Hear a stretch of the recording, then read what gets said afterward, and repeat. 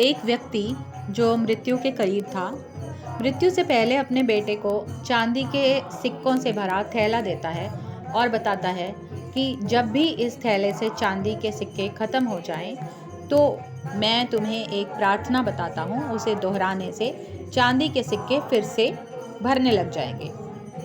उसने बेटे के कान में 4 शब्दों की प्रार्थना कही और वह मर गया।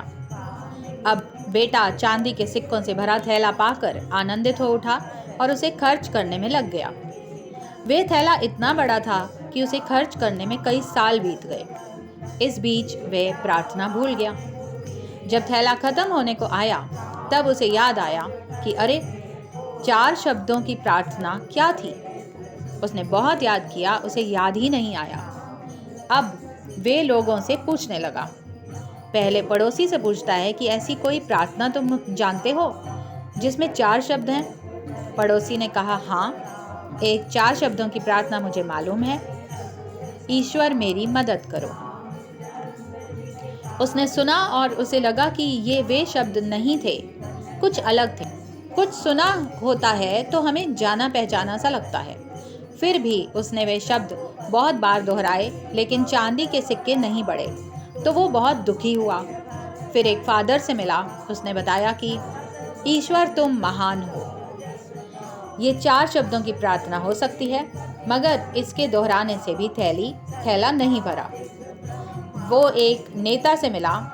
नेता ने कहा, ईश्वर को वोट दो। ये प्रार्थना भी कारगर साबित नहीं हुई।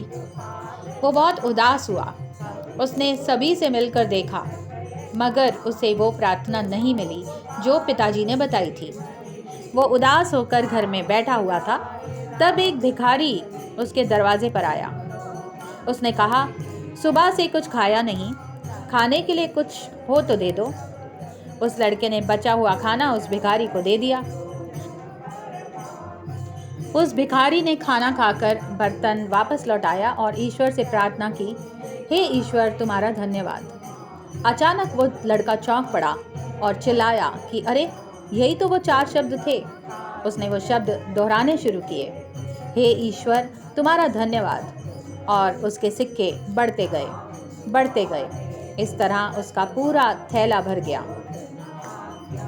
इससे समझें कि जब उसने किसी की मदद की, तब उसे वो मंत्र फिर से मिल गया, हे ईश्वर, तुम्हारा धन्यवाद। यही उच्च प्रार्थना है, क्योंकि जिस चीज़ के प्रति हम धन्यवाद देते हैं, वो चीज़ बढ़ती है। अगर पैसे के लिए धन्यवाद देते हैं तो पैसा बढ़ता है। प्रेम के लिए धन्यवाद देते हैं तो प्रेम बढ़ता है। ईश्वर के प्रति धन्यवाद के भाव निकलते हैं कि ऐसा ज्ञान सुनने तथा पढ़ने का मौका हमें प्राप्त हुआ है। बिना किसी प्रयास से ये ज्ञान हमारे जीवन में उतर रहा है। वरना ऐसे अनेक लोग हैं जो झूठी मान्यताओं में जीते हैं और उन्हीं मान्यताओं में मरते हैं। मरते वक्त भी उन्हें सत्य का पता नहीं चलता। उसी अंधेरे में जीते हैं, मरते हैं। ऊपर दी गई कहानी से समझें कि हे ईश्वर, तुम्हारा धन्यवाद, ये 4 शब्द नहीं है, प्रार्थना की शक्ति है। अगर ये 4 शब्द दोहराना किसी के लिए कठिन है, तो इसे 3 शब्दों में कह सकते हैं, ईश्वर, तुम्हारा धन्यवाद। ये 3 शब्द भी ज़्यादा लग रहे हैं तो सिर्फ एक ही शब्द कह सकते हैं, धन्यवाद।